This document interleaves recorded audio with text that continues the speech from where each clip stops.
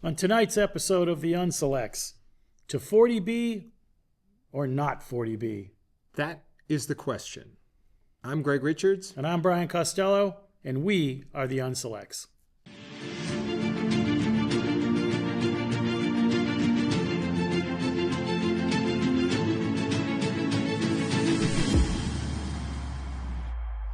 Okay, Brian. Yeah. Tonight's episode, we're going to be digging into the other topic we've talked about, which is the 40B project, the Pulte 40B project. And it's the reoccurring theme we've talked about setting the proper expectations with the community and how we think we could do better.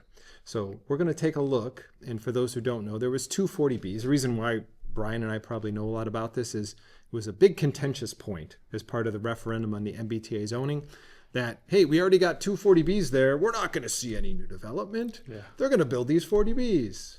Well, maybe not. So let's go back in time and let's set the groundwork of somebody that we might know here and making a prediction, shall we say. So let's take a listen. A yes vote means that our town just created an as-of-right zone that can't be rescinded very easily. It's an as-of-right zone with no MBTA guidelines in place or even created at this point. The threat of an as-of-right zone that developers will immediately take advantage of is absolutely real. You said developers would immediately take advantage of the zone. That's what you said. Exactly what I said. And I believed it then, and I believe it now. Well, let's see if that actually happened. So I do want to go back and give an overview of what the 40B Pulte project is. And we're going to show what was proposed and what went through the whole 40B through the Zoning Board of Appeals and whatnot. So let's listen to the overview of the project on South Street and Green Street. It's a privately owned and maintained condominium community. All the units will be home ownership and not rental. 25% or 75 total units will be affordable units in compliance with DHCD. All vehicular access for the project will be off of Green Street. Parcel is bisected, or trisected, I guess, by 3 different zones. Along Route 20, it's the industrial zone, also the Route 20 overlay district. Adjacent to South Street, it's rural A, and then the rest of the property, it's a rural B zone. As a result of that mix of different zones across this one parcel, there really are no viable options to develop the parcel under the existing zoning. Okay, key pieces that they mentioned there. He says it up front. This is what I go, people tell you up front, right, what they really want to do. And it's just up to us if we listen and actually believe them or if we just ignore it. And he says, really, based off the current zoning, there's nothing else that can be done there. We have to use 40B because there's 3 different types of zoning there, and we'd have to change a bunch of stuff. So in this meeting, this is back in February of 2023, I'm actually going to go here and have Pulte explain and talk about why they would be going with 40B. So let's take a listen. Yeah, the only reason we're doing the 40B is because the zoning that Jessic mentioned on site isn't conducive for a project here of what we're proposing.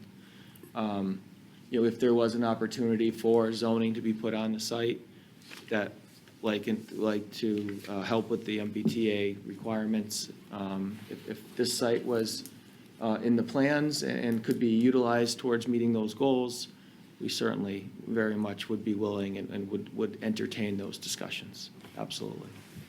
So what did you hear there? We don't really want to build it under 40B, but if there's some other way, some magical way that we could get it done. Right, such as? Maybe MBTA. Right. We would, maybe that would work. Right, and this was, once again, February of 2023. Yeah. Just to be clear. Remember, we just did a referendum in February of 25 on this. This was 2 years ago. So let's listen to what Kevin Mizikar says right after this about zoning related to the parcels. Let's take a listen. One question I will work with them on is just zoning and how does the existing zoning impact your project, and if there's something that we could work on with zoning. So essentially it's like, maybe we could have a conversation. Yeah. Now I specifically asked 2 years ago. I specifically asked Kevin the question. Yeah. And I said, Kevin, did you have a conversation with Pulte about zoning, especially changing it? Because if we remember, just to let the viewers know, what GFI did is GFI for the warehouse project went to town meeting, got zoning changed of the land so that they could then build warehouses. Fair? Right. So I've said, wouldn't you go down the same path? Why wouldn't that developer say, look, you probably don't want a 40B. We could build something else, but you got to help us change the zoning. You could go to town meeting, you can get it approved, you can move it down the path. That would be a viable option. However, you then have to get community buy-in and town meeting buy-in. Yeah. Right. So what Kevin told me was that they never formally requested a zoning change. That didn't mean they didn't talk about it. He Right. just said they never formally requested a zoning change. Yeah. Now, we'll keep going. Nothing in writing. Let's keep going and see what may or may not have happened. So Pulte here is explaining, this is on March 11th, the select board meeting, explaining their program, which they call it, which is just what they're building, and what changes that they would potentially want to make from the original 40B. So let's take a listen. So the last time that I was here in front of the select board to discuss this project was related to the closure of Green Street. At the same time, we had just finished our comp permit process with ZBA. I just would commend you on the fact that you are bringing 300 units of home ownership to the town. And, you know, the way you design your complexes are just, they're beautifully done. And so I think our town will be made better by 300 new units. And thank you for making them available for sale. Now, one could say the reason why she's saying thank you for making them available for sale is because she's a realtor. Yeah. In town. But hey, you know, I'm not going to knows? comment on Mary Beth Lynch's purpose behind. She doesn't live anywhere applauding near that. there. But Could be that. But that was in July of 2024, and that date will become increasingly important is the timeline. So they actually did approve at that time the 40B application Yeah. through Zoning Board of Appeals on that date. So what we're going to go to now is Pulte's comments about the process of MBTA, about, you know, we started down 40B, we're going down a path, but then we kind of heard about this MBTA thing. So let's hear him talk about that now. And additionally, the town of Shrewsbury at the same time was relooking at the transit-oriented development overlay district, which was being created in compliance with the Commonwealth's MBTA Communities Act. And one of the adjustments that was being discussed was the borders of the district. A revised proposal without a mandatory mixed-use option has been evaluated due to changes in anticipated housing projects. So this is our revised proposal. The bottom of the slide in orange is the Emerald Run 40B development, and that parcel inclusive. So when he says changes in anticipated housing projects, what could he be talking about, Brian? Huh. If you look at that map, it seems like he's talking about the Pulte project. I mean, he mentioned it. Yeah. I mean, by name. Yeah. But the timing, though, is odd because Really strange. if you look at this, and I'm going to pull up the timeline, they went to the select board February of 23. Then it was September, the second time, September of 23. The first zoning board of appeals hearing, December of 23. Then, as you and I recall, there was this little switcheroo after town meeting Right. that when they got a rejection from the state, Predicted by predicted by us, us. they went and they actually said, oh, the Christmas tree shop doesn't work. Don't worry, we've already found a different zone and submitted it without feedback from their community. Yeah. It just happens to be on this property, which was 1 month before they actually issued permits to the Zoning Board of Appeals. So they kept going down this process. And then they had another meeting with the select board in July, that time frame as well. So when he's talking about this, he's speaking, the last time I was here was in July. And, there was some discussions on MBTA. No, that already happened. Yeah. So it's a little, I don't know, Suspect, maybe? Maybe. Yeah. Maybe. Okay. Now, this would be the last point that he makes on Pulte talking about the change based off MBTA and why they made the decision to move forward with 3A. So let's listen. As a result, we held off on advancing our 300-unit 40B project to monitor the zoning change process and really wanted to understand what it meant to us as the property owners. And so as details emerged on the language of the new zoning district, we decided to revamp and adjust our Emerald Run program to fit directly in line with the new TOD district language. Gee, I wonder why. Yeah. Well, we're Peculiar. gonna explain why, and I think we can probably guess why. But let's move along and look. So here is Pulte explaining the changes, and we're gonna make some notes on what they actually changed after the fact here. So let's take a listen. So the program that you see here, and that is represented in our planning board application, it really reflects the goals of Shrewsbury's TOD district, provides denser and diverse housing type. Yeah, it reflects the goals, and it reflects a huge opportunity for us to make money. Yeah, lots of cash. So let's talk about Shrewsbury's goals. Come on, guy. Yeah. Now, the one thing I want to make note on this, the old, I don't know if you remember, if you go back, there were 75 affordable units. Yeah. In the new one, there was 23. In the FAQs of the no side, I think we might have talked about this before.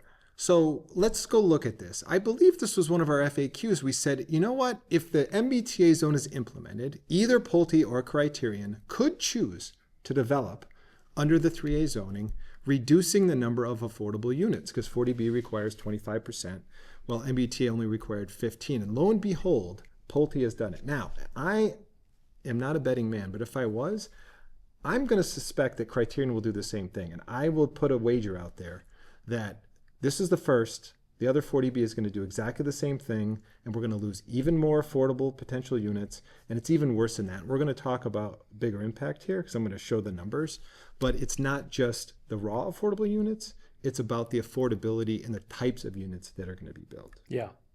So, shocker, you're surprised. Yeah, completely blown away. Like, you can see the shocked look on my face. I mean, this was so evident to anybody that paid attention. Yeah.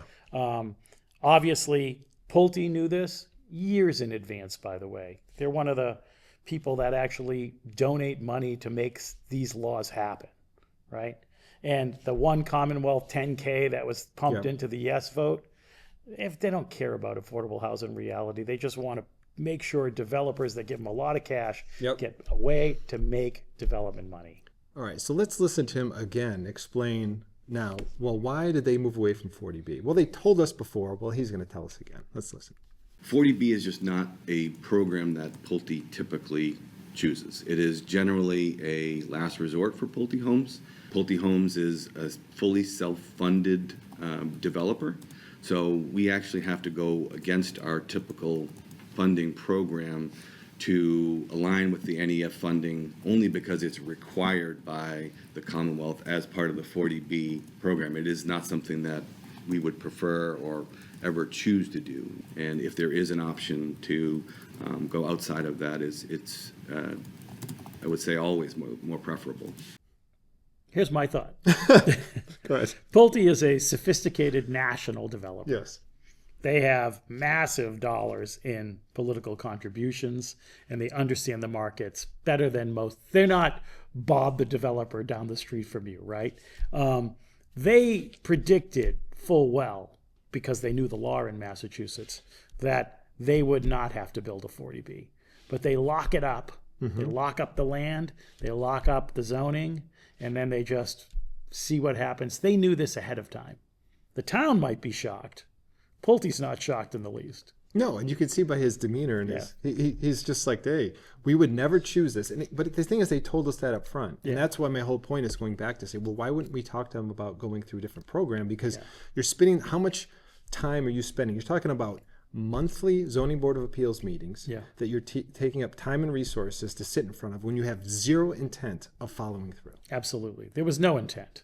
And they were just waiting for, and then surprisingly, the MBTA zone shows up there. Shocker. Yeah. So let's listen to Kevin Mizikar talk about the impact of the change, the financial impact to Shrewsbury. And we're going to use this to tie a few things together. Let's listen. The bottom line, net recurring revenue estimate based upon the current tax rate and the total known values in town and total estimated expenditures. This project's about a break even. I'm predicting almost a $7,000 recurring loss. The previous plan, because of its higher density and different style units, was a little more revenue positive. A lot of that does have to do with the type of units and the projected number of school-age children that we can foresee. That's obviously subject to variation and what actually happens when the units are developed, but based upon all Shrewsbury data that we can access and rely upon at this time, this is the best estimate that we have. So it's a break-even project. It's a little bit different than the previous. I have some questions for you, Brian. Yeah. Basic questions. Number one, what was the difference there financially for the town? According to them, Just Kevin's numbers, not we're going to get into phase two, but yeah, according it to was Kevin, relatively minimal. was $500,000. Yeah. So it was $500,000 per year, okay, previously, and now it's break even. So we lost $500,000 per year with this plan, Yes. Yeah. right? Fair? Correct. Right. And do you remember something else that they kept talking about that was $500,000? You'll have to enlighten me. Do you remember a grant for said the connector? $500,000 grant for the road. Oh. Yes. And that's a one-time fee, not recurring every year. right. So it looks as though we just pretty much absorbed and broke even because we lost $500,000. And if we even get this grant, we're kind of at a break-even point. So Yeah. we'll dig into that a little bit more. The other thing he mentioned was because of the mix of the units. Now, the specific piece around that is 3-bedroom units, because I think somebody else, from my recollection, in many meetings said, these are going to be what? What did you say? 3-bedroom units. Yes, you said they're going to be big units. Big units, big family-friendly units, because that's what the MBTA law says. But I was told many, many times that you don't know that. There's no evidence of that. It just says family-friendly. Because I know a lot of families that shove people into 1-bedroom units. Right. So there's math. Now we have empirical data, right? We're bringing receipts to this. So the old plan, there was 33 bedrooms. The only reason why there was 33 bedrooms is because it's mandated by 40B that you have to have 10% of your units have to be 3-bedroom. Yeah. 300 units, 10%, 30 units, 3-bedroom. In the new plan, I don't know if it was visible there, 150, only 38 1 and 2 bedrooms. So guess what? There's 112 3-bedroom units, which naturally brings more school-age children. So one thing I do want to show here, so if you go back, that there was some concern mentioned about bedrooms. Yeah. So let's listen to that. Sort of like balancing, right? Because we know there's an extreme need for housing, a diversity of housing and affordable housing, but then also thinking through the impact of 33-bedroom units and wanting to, minimize that if possible. Okay, so we wanted to minimize 3-bedroom units. Now, this is the same group on the yes side. Now, I hate to harp, right, on this, but I think it's really important because it's frustrating when you advocate for something and we're so passionate and informed and you know that something's going to happen and everybody is arguing with you the whole time saying, oh, you're wrong, you're wrong, you're wrong. Yeah. And then you see it come out and here we have it. It's all these things that they said, well, look, we're concerned about 33-bedroom units. Well, now, because you push this forward, you get 112. Congratulations. Yeah, congratulations. And there's nothing you can do about it, by the way. And I think, one of the things Beth Cassavant said, she said, an extreme need for housing and affordable. Well, this is neither, right? This gives you housing, ain't affordable. There's no way any of these units are affordable. I don't know if you've looked at the prices of these units. We're getting there. Yeah. Don't worry, that's coming next. So stay with me here. Let's go back to the road. And I do want to remind everybody of the dialogue and the discussion of the grant in that connector road, because there's some land there we're going to talk about. So let's take a quick listen. I've heard or read a lot on Facebook about that $500,000 grant for the connector road between Green Street and South Street. Whether or not you see the $500,000 as insignificant, I think it's significant in that it begins to solve a problem that we've been hearing about for years, and that has a real impact on the residents of the community. Now, they touted, and we're going to go to a little slide here because there's going to be a little graphic that we need to go through. But one of the things they touted was, with the 40B, we had this LIP, the local initiative petition. And part of that negotiation, we were able to work with the developer and we were able to give them the land, and they gave us the land. Now we can build a road. Great. Yeah. Now, I don't show it here, but Pulte did say, because it was asked, hey, now with MBTI, are you still going to give us the land? And he's like, yes, we'll give you the land. Let's go to a graphic here and take a look. In red, and this is my question to you. Yeah. Maybe we know this. In red, you see a rectangle there. Now, the reason I have it in the rectangle, that is the proposed connector road location. The other thing you see on this is a bunch of blue crosshatched area. And if you look at it, the only reason there are no homes, buildings in that is because that is wetland area. Ah, Yeah. So Conservation Committee. Now, do you see what is going across that road there in the top section? It looks like there might be, like a river or something. it's wetlands. Well, it's actually a wetland boundary. So Yeah. this is my question. If you or I, or anybody in this community said, I'm going to build a driveway through wetlands, guess what they would tell you? They would not even just tell you. Imagine if you tried to start it. They would shut you down so fast. If I went to the Conservation Committee, Yeah. Ken Polito would so quickly tell me to leave, Yeah. and that not only you're not allowed, they would say, what's the buffer zone? What's the statute say? Oh, 30 feet. You can't go within 30 feet. Well, they're in it. Yeah. So the reason why the developer gave the land back is because they couldn't do anything else with it. Why would I want to be taxed on something I Right. couldn't do anything Now with? they don't have to be taxed on it. But we are now going to supposedly build a road through wetlands Right. to benefit the developer. And we're also going to claim some type of victory on how we are fantastic negotiators when they were going to give you the land anyway because it's worth nothing to them because they couldn't put anything there. Yeah. So that's my soapbox about the connector road. Okay, How moving much on. you want to bet that road's going to cost if they actually go through it? Oh, well, you got to mitigate. Oh my God, we got to rehab the wetlands. You got to Yeah. put pollinator habitat. It's going to be a Oh my nightmare. goodness, it's going to be a big one. Might be $41 million. Put the DPW garage there. Anyway, all right, let's go listen to Teresa Flynn actually has some questions about the project, asking Pulte here. So let's listen to her comments. This project, as you are proposing right now, could have been done under the 40B. You could have built the same thing prior to MBTA zoning coming in, correct? Yes. Yep. Okay. I think it would help us to understand why you're changing the scope of the project so materially. Sure. So I think there's a few reasons that we can touch on for that. We're going to go into his reasons, but I think we could probably figure out a couple are. Yeah. One thing that he goes into, which I didn't show because it's funny, is she asked, could you build the same thing, meaning the townhomes? Yeah. And the answer was yes. Yeah. Then he says, well, the absorption of the other project would take us 6 years versus 3. And it's like, well, no, if you built the same thing, it would still take you 3 years. I get you want to get return on your investment quicker. But the thing I want to go to here is his explanation, which I think might have been written by either One Commonwealth or Maura Healey, but here's his explanation of why developers are so excited about MBTA. So let's listen to him. To touch upon the piece of the MBTA zoning, I do think that as a developer, we are excited about the opportunity to work within the structure of this new mechanism that the state is implementing and that municipalities are implementing to promote middle housing, because I do think that there are great opportunities to work with communities and provide the housing that the Commonwealth is in need of. Now, we should have used buzzword bingo here because Yeah. I think we would have hit a few. Yeah. Color me shocked. He cut a lot of them, yeah. Yeah. Shocker that the developers thought this was a great opportunity at this MBTA zone. Yeah, the developers who are funding the politicians that are pushing this are super excited about this because it's a moneymaker, Of course. you know? And I do actually give credit to Teresa Flynn because she does ask exactly that question. So let's listen to her question that she does ask Pulte about that. Is this a more profitable project for your company? That one's a hard one to answer because of the 40B accounting program. The 40B has a profit cap, and so I think that it's entirely possible that it could be. Ideally, it will be because it would mean that it would be a successful project.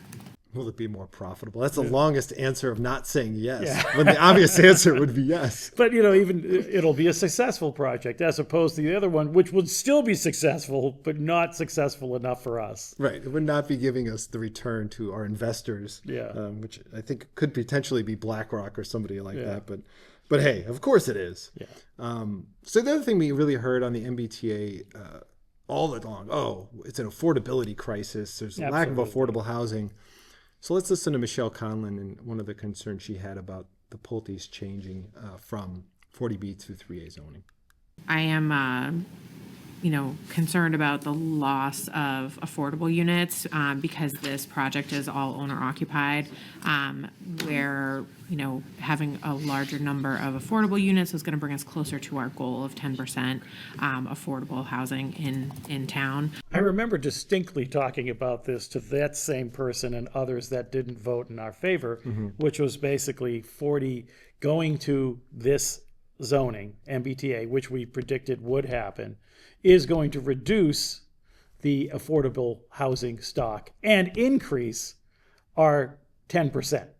We get more housing, we need to have more 40B, but nobody's going to come in and do 40B because as of right, MBTA is more profitable.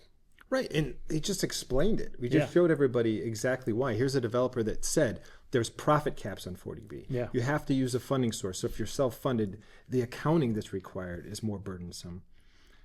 There's a ton of reasons why you wouldn't, and that's why this MBTA zoning really freed that up and reduced the affordability piece, which they're going to go for it because they make way more money. The affordable units, they don't. Yeah. And we'll talk a little bit about the difference in those numbers and how dramatically different it is here in a minute. But I do want to go back to, you mentioned it, it's not just the number of affordable units, meaning that whole 80% AMI where you have to qualify for them. It's about the actual cost of the balance of the units. So let's take a listen to Kevin Mizikar back when the original 40B project asking the question of Pulte on what the units might cost. So this is something in my mind that I think could provide an opportunity for Shrewsbury because of the cost of single-family homes within the community. So I think you may be hitting a price point that doesn't exist within the community. If you think about a one-bedroom, what number comes to mind? If you think about a three-bedroom, what number comes So to mind? I'm going to give you an answer that sounds like I'm avoiding your question. So some of the units homeowners could get into and, just say today's dollars, like, in the 300,000s.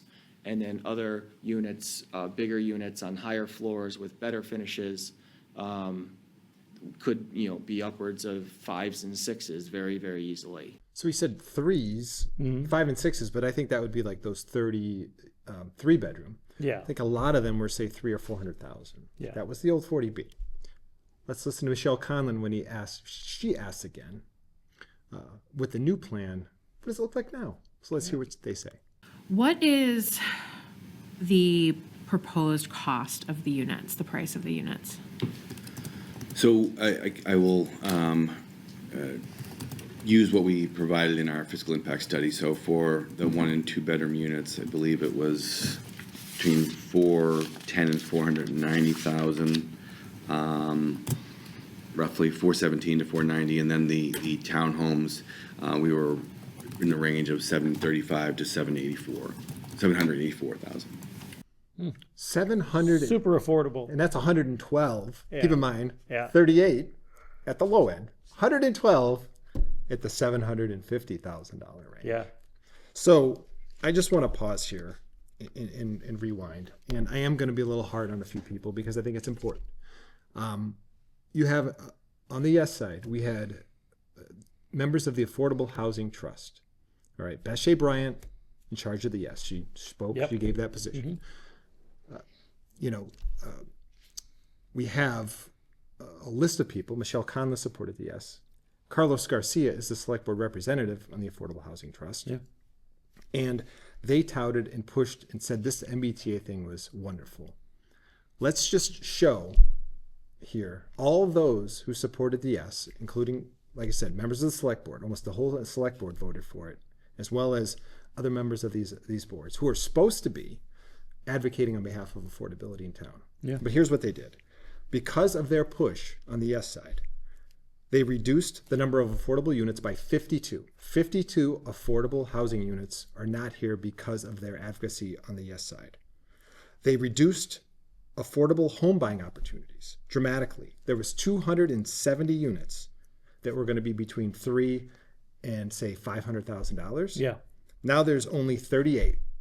And now there's 112 that are in the 750, 790 range. So, And let's be honest, it's going to be higher than that.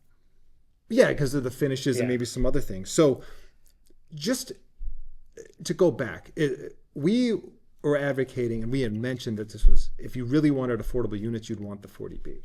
Meanwhile, those who are supposed to be advocating on behalf of the affordability and are advocating for that in the community, I'm not going to say inadvertently or ignorantly, because they didn't understand or didn't take the time to understand it like we did, actually ended up negatively impacting significantly affordable housing in Shrewsbury. Am I being too harsh, or is that accurate? No, I think you're being not harsh enough in some ways. I would say that I do think it's based on ignorance or the lack of desire to be remotely curious. Taking face value words of politicians in Boston and other places that we're lying to them, and we're lying to residents across this state, right? We just dug deeper. We predicted what would happen. There is nothing so far that we've predicted that hasn't happened with this MBTA zone, right? And you'll see, I do think if there are other 40Bs in the mix, you're probably going to see them switched as well. These are as of right. There's really not much they can do about it. No, I would agree 100% that they are going to change that. And just to give you a feel, when we talked about what does that affordability look like, even at the 80% AMI level, Yeah. if you take a $750,000 unit, Kevin Mizikar showed this in the presentation, somebody who's eligible for that could get into that at about $250,000. Yeah. So the dramatic difference is that developer's making $500,000 more. So if you wonder why would they go from 25 to 15? Don't they want to do what's right for the people? No. Yeah. They're there to make money. And also the affordable units aren't that affordable using the the method they use for the 80% and so on. It's like they're still really expensive units for somebody trying to get into town and stay. None of these units are going back to what the proponents of the MBTA kept saying. We want to keep young people in town. We want to keep seniors in town. This does none of that. It does not. Yeah. So, I think it goes to show that, yes, we were right. Yeah. And not that we're gloating, but I think that I'm hoping that, those, in the appointed or elected boards do listen to the residents, because we are not just making things up or coming in there with crazy ideas. We were very much educated on the topic, and we educated ourselves, and we tried to educate the public. And I think we did that because you did see the community actually back us. Yes. And we did end up, getting a much bigger vote there. And this is the question, right? How do we get, as we go into the election, how do we get more people involved in the process, right? What we're asking for is to ask tough questions. You're not being the old man yelling, "Get off my lawn." This is your money, right? This is your town. And what we're saying is bureaucrats and politicians often don't have the information they need. And it's up to us to do that research. And it's up to every person to understand why they need to be involved. Absolutely. Well, that's all the time we have for tonight. So if you want to follow us on Facebook. Go to our website at theunselects.com and stay tuned for our next episode. So with that, I'm Gregg Richards. And I'm Brian Costello. And we are the Unselects.